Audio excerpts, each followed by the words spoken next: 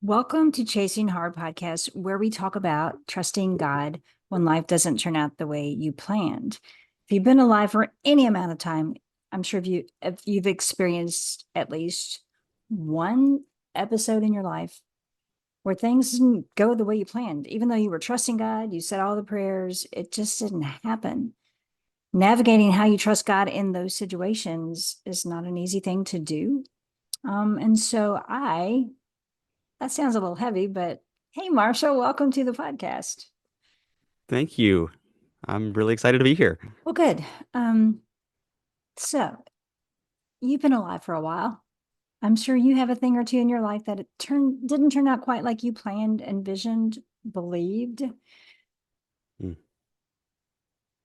want to tell us yes. your choice? You could pick one or many. Oh, there probably are many. Sometimes it feels like life is just harder than I thought it was going to be, even for the simplest things. Yeah. Well, like we all wanted to be adults, right? So we could have the life that, our way, get to pick and choose. And then here we are. Exactly, exactly. Even this morning, before we got on to all of this fun, I thought we were all ready to go, and I stepped in something that my dog left for us for last night. Oh, So yeah. I don't have pets. That's one of the reasons why. Always a fun way. if you're open to it, is last 18 months is the most on my mind type of thing. And it is a foster care situation that we have gone through, and it is our first time going through the foster care system with having a little boy with us. He was with Mm, us for about 13 or 14 months, and there was incredible joy and is incredible joy with that, and there is difficulty right, right. through that. So, that's what I thought we might talk That's about good. here today.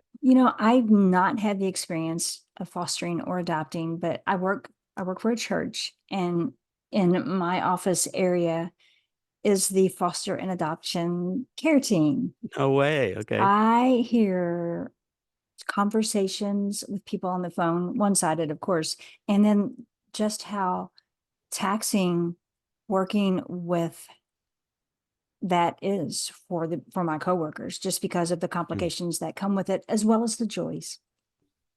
yes. It is, it's one of those things. I mean, it's like having kids, but with even more complicated Yes. circumstances on top of it. It's like, "Oh, Right. this is great. This is wonderful."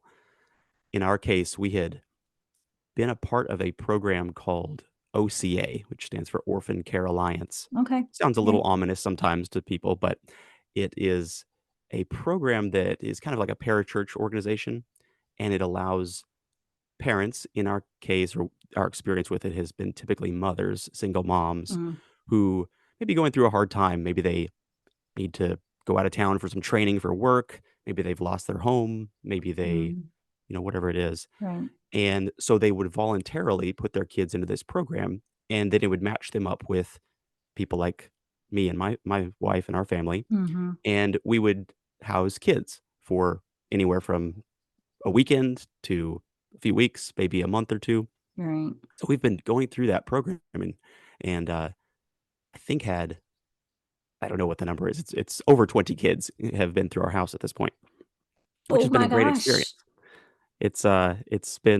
It's been a lot, but it's in short spurts, and this is Right. spread out over. I think we started in, boy, 2015, Okay. 2016, something like that. Almost 10 years.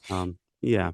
So even with that, like, how do you, speaking as a parent and as a mother, how do you not get attached? Like, to me, that in itself is hard, to have someone come into your Mhm. home for a significant amount of time, more than a day, a few hours, and then they leave. How do you guys navigate that? 100%. It's, easier when they're going back to a home that is Mm, mm, better than maybe they started, or at least right. to us, it seems like they're better than it started. Yeah. Um, which is really tough because in a lot of cases, that's not the case. In a Right. lot of cases, maybe they're going back and it looks like, oh, they're moving back in with a boyfriend, and to them, they think it might be a good thing, but we're over here like, this does not seem like the best Right. thing," Right. or, you know, And you don't there's really one. get a say Right, right, because and we're yeah, yeah. yeah, Yeah. Wow. and we've always been pretty involved, relatively speaking, with the moms in this case. Mhm. Some people are a little bit more detached, like, they wanna have that buffer, and Right. that's totally possible, that's encouraged in a lot of cases to where it's more you just have the relationship with the kids, you're not as involved in the whole drama of the Yeah. parents and what else is Yes. going on, but we've always felt like as much as we can, feel like we can handle, that's part of sort of the ministry that we wanna do. Sure. So, we have, we've sort of connected with the parents in those situations. That's so cool. So, So well, I was just going to say that I did overhear a conversation. Well, no, I didn't overhear it. My coworker Jennifer, does deal with a lot of single moms, and a lot of times there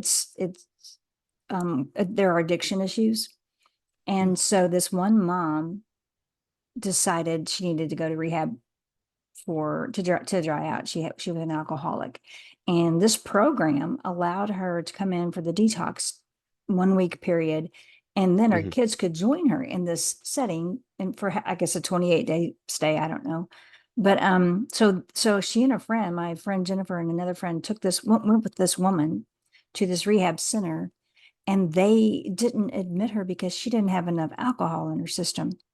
And I'm like, Oh, wow. what? This woman is ready to get Huh, help. And she was like, I guess yeah, I could go drink a few and then come back. Or maybe I should have drank before I went. So huh, that's crazy to me. So now what yeah, happens to this family? It was really weird. But then on the way home, I forgot this little aside. Um, she needed a job. They stopped by someplace and she got a job. She didn't get rehab, but she got a job. So I don't know what's going to happen, but there's some really bizarre things that go on in that ministry. yeah, and I think that's probably more common than it seems from the outside. Because from the outside, you're like, Right. "These people need help," and Right. but there's a lot of sort of rules and things to keep people who maybe shouldn't be in that program, maybe they should be in some other program, and Mm, it's really tough because it's just wow. like, from our perspective, it's people need help, try to help them. Right. So Yeah. when you're walking with the parents, are they grateful? Are they resentful? Do they have animosity? Are they just ready to do whatever? It's a mix. It's a Okay. mix mostly. For the most part, the parents have shown a lot of appreciation, like, "Hey, thank you so much for doing Mm, this." It's a scary thing for I mean, imagine us, no. as parents being like, "Okay, well, I've gotten to this low point in my life Yeah. to where I'm going to give my kids to someone else that's it's not like an adoption situation, but just Right. to even reach out for that sort of help." So I feel awkward asking people to make me a dinner sometimes because, we've got a lot of stress going on or whatever it is. Yeah. And so to get to that point where you're, willing to approach a company or an organization like that to help with your kids in that way, a lot of times they're appreciative, Mm, but, it's also one of those situations where there's so much going on in their life that a lot of times they just don't even know what to do. They're right. overwhelmed with what's Wow. going on. Yeah. And Hard and stuff. like you said, a lot of them have some sort of, substance abuse or Hmm. some other maybe legal things going on as well Right. too. So I know you and your wife have children, biological children, right? We do. What's There's your, I don't even know. Yeah, what's our situation? So, Yeah. we have, Gage, who just turned 17, and he was Megan's before I was around.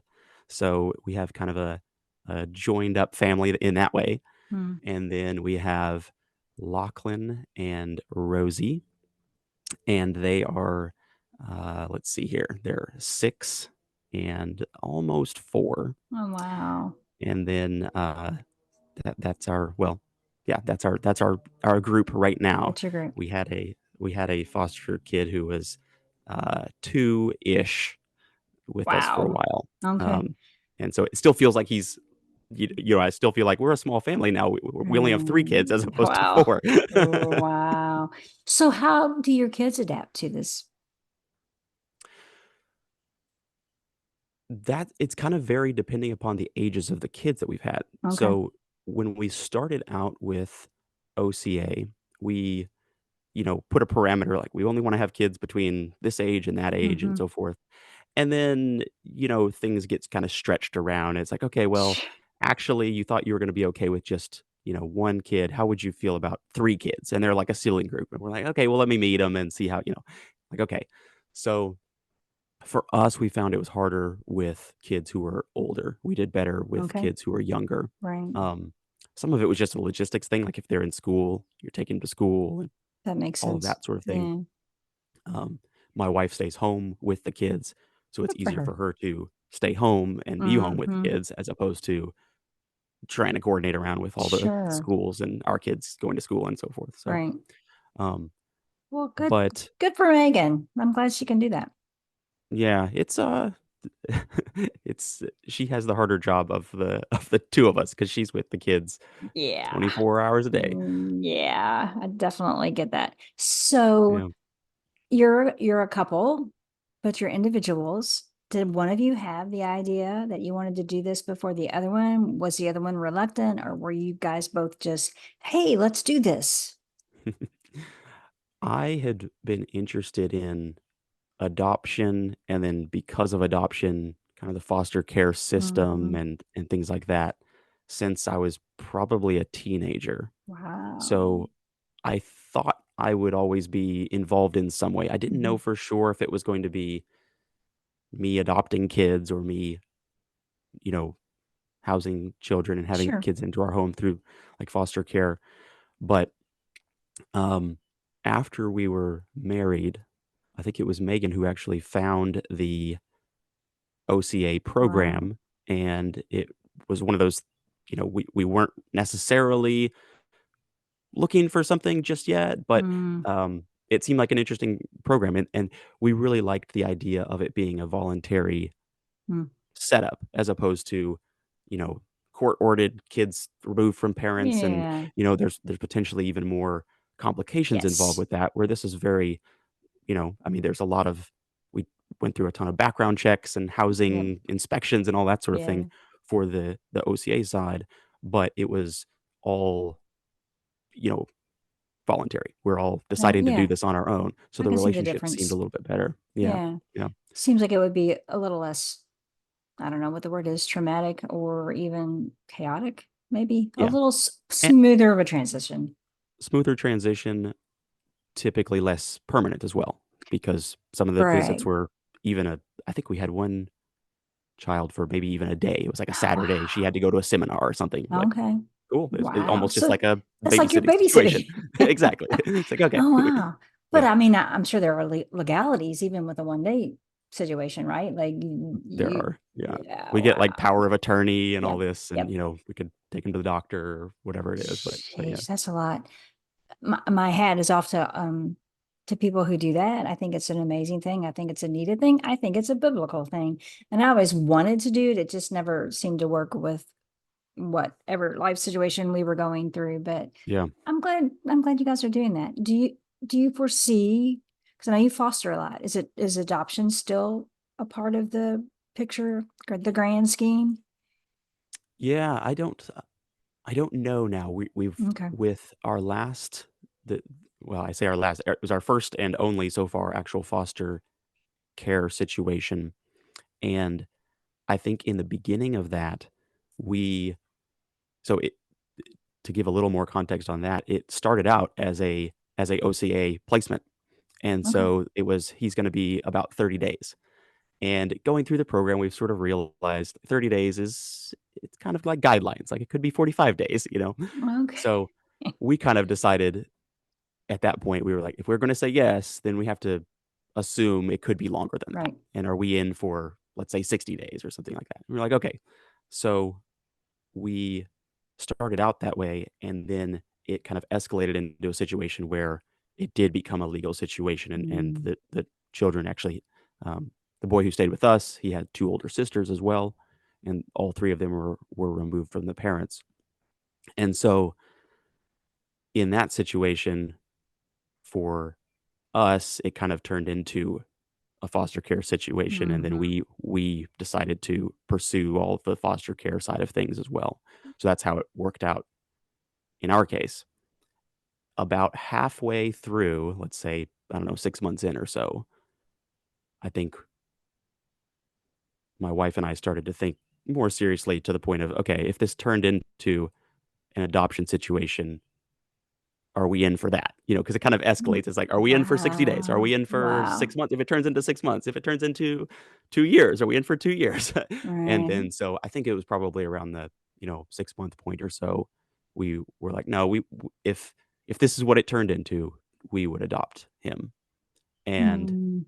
that isn't what it turned into, Mhm. but so now we're kind of on the other side of it, and at this point, we're just in, like, a pause mode of, we're probably not gonna have any other kids come in with us for a little bit. We're just kind of the, Mm. aftershock of the whole of the whole thing. I would Um, think, yeah. It seems like there would be some processes that you need to go through, debriefing, grieving, even a lot. mm, That's a lot of emotions there.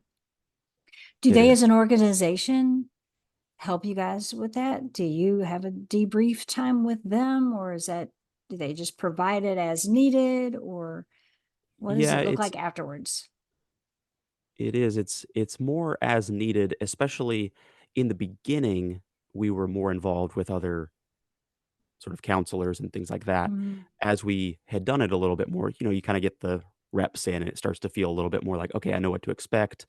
And a lot of it depends upon the time and the situation. So if it's a weekend, there's Mm. some attachment there, but it doesn't feel the same as somebody Yeah, who's stayed at your house for 3 months. sure. Um, I think this one hit us more than the others because it was the longest, and Mm. so in our mind, people always ask, that's one of the first questions that everybody asks is, "How do you not get attached to these?" "Oh, I Mhm. can never do that. I would just get attached to these kids and could never, Right. give them back."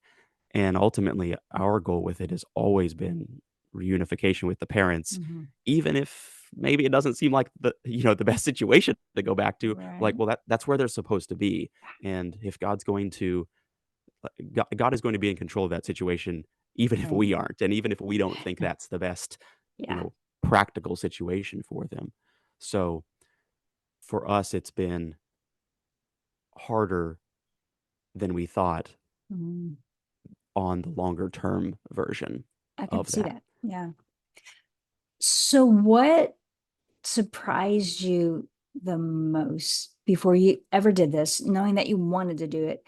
What surprised you most on the positive and the negative? What didn't you expect? The positive the positive side is how connected Mm. we got to him. Mm. We had the younger kids before, but, um, I was telling somebody earlier, and I was like, I even just saying this next sentence, I want to cry every time." It's like, Oh. um, his first one of his first words was "dad," him calling me dad, Aw. and we'd had kids who were young and but when that happens and then another 12 months go by and then he leaves the house, realizing that sort of, so I guess I'm going into both the positive and the negative. It's the same thing They in probably a are. lot of Yeah. ways, right? Yeah. Because that sort of connection is, that's the case, right? Mhm. With especially younger kids, there's just a different kind of connection than if it's 12 or something like that. Sure. Yeah. But um, yeah, there's so many formative little Mm. moments there of first words and, learning how to run and all of those Wow. things. So those types of connections that are there that we didn't see as much when it was a shorter time period because they were with us for, maybe 3 months, but it's more of a slice, and there's new things, but you don't get to see the full sort of growth Yeah. over a year. And I can imagine even for people who have children for even longer than that Yeah. and then end up not having them afterward, how Right. much more time there is and more events and things that they get to see.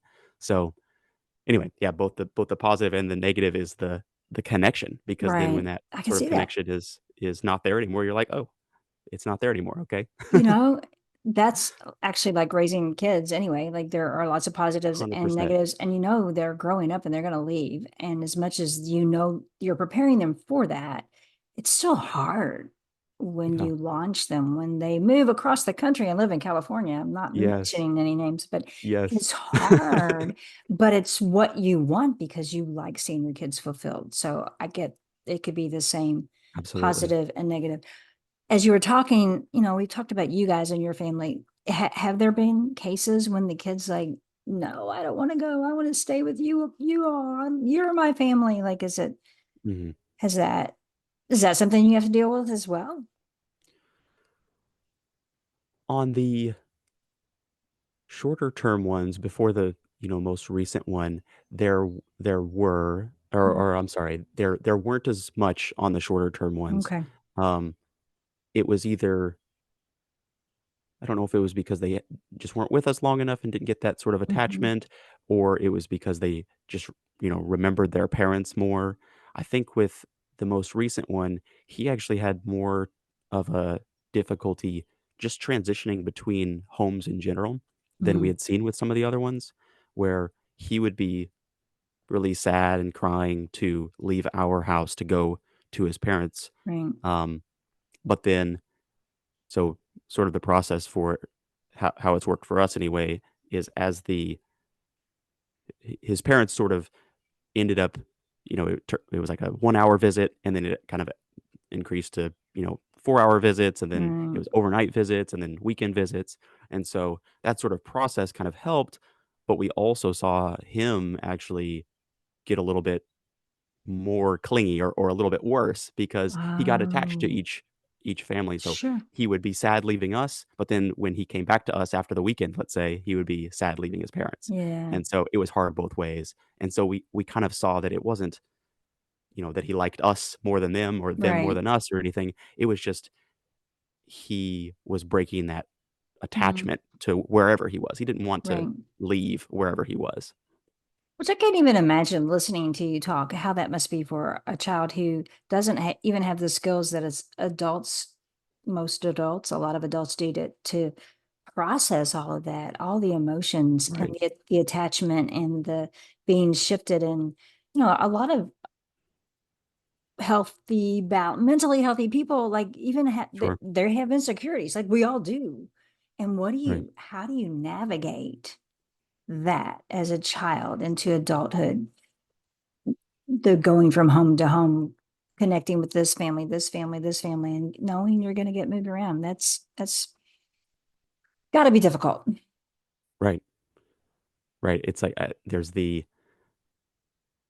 how difficult is it for him? How difficult would it be for me as me, like, my brain in a little kid body or so, like, Yes. how would that be Yeah. for me? Like, I can rationalize through it and everything, Hmm. but there's still that emotional Emotional side connection that you have, that yeah, makes no sense. I mean, emotions mhm, don't have to make sense. They just are what they are. And so I can't imagine the things that as beautiful of a thing as it is for a child to experience that connection and being wanted and being loved for who they are, how they navigate later on that they went through that. But then how do we all navigate the things that we go through, I guess, as right, children? So, right, wow. So if someone is thinking of doing this, like I guess we're wrapping things up here. If someone's thinking of doing this, what would you say to them, both positive and negative? Speaking from your heart, what would you want to say? yeah. I think there's probably so many things, Mm, but the first thing that comes to mind is we have to be doing it for the, like, the calling, or at least that's what I believe. You have to be doing it for the, like, God told me to do this, mhm, or this is in that sense, regardless of the outcome, and trying to really separate the outcome from the mission, because in most cases, the outcome didn't look better for us. And that's really hard, and it could get discouraging, and I think that's where a lot of people Mm, get with things because they go in, they think they're going to help. right. And it's like, well, actually, you might not be helping. Like, are you okay to Uh, do this? Are we okay to continue doing this even if we're not helping? Even if yeah. things are worse afterward? Wow. Um, and that's kind of a hard question to answer. You don't really know until you Right. kind of get into it and do it. But it's worth sort of thinking about and considering because that's kind of the reality of it. But it's also the joy of it because Mm, you realize, okay, I'm following because I was told to follow, or that's even it's not a like an obedience thing. Sometimes right. it can be, but sometimes it's a I'm following because this is what I want to do. Like this Yeah. is how I want to serve, Right. not because of and you kind of let those results be in God's hands. Yeah. And I think that's the biggest thing that I take away from it and try to encourage other people with. Yeah. That's good. And again, that could be applied to all the areas of our lives because Mhm. we encounter things that we didn't ask for. And again, what do we do with those things? And in the end, this isn't our home. This is a journey. It's temporary. And so living with the end in mind, knowing that, you want to live your best, do your best, serve God however you can, and trust Him with the outcome is kind of the way Christians are instructed to live, I feel like. Yeah. But some of Yeah. us, you choose hard. Like you're chasing hard. That's Mm, what the podcast is about. Like you're chasing hard, and not that doesn't have its rewards and beauty. It's just a hard calling.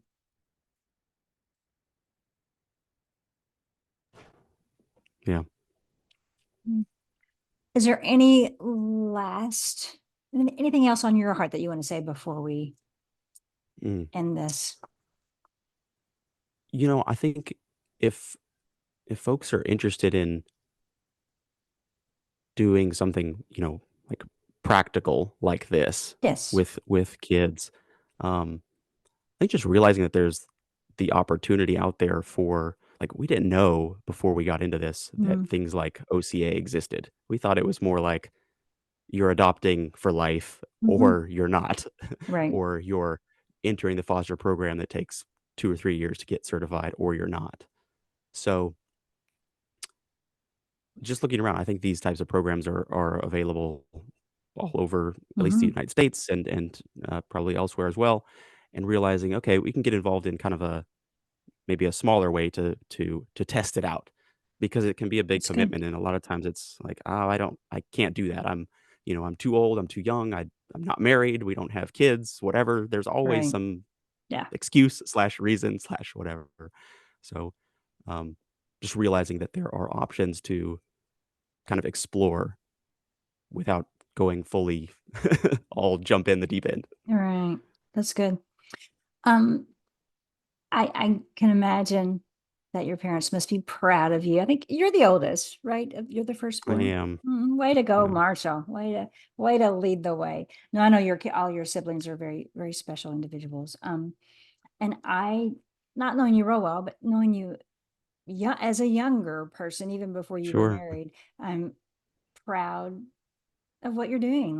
That's just amazing to me to watch the people that I knew as kids grow into the adults that they are. And way to mm, go, way to follow God even in the hard times. And kudos to your family as well because it is a family venture. 100%. Well, Mm, thank you. I hope that in a lot of cases, I try to live a life that can be an example mm, that I would hope like my kids, like I want my kids to see like this is what I hope they do. Not that right.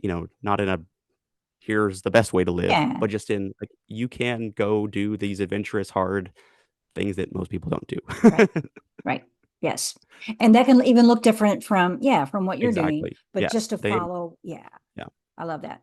Well, thanks, Marshall, for Yeah. spending just a little bit of time with me and sharing these things and enlightening me, even though like I said, I work with people who do this every day. I've not talked with them like this. So thanks for sharing that. Anytime. I'm always love chatting about this and Mm, yeah. I about can, how the Lord can lead, that is so cool. And I see your passion. So thanks again. You're And welcome. thank you for joining us on Chasing Hard podcast. I will be back next week. I hope you are too.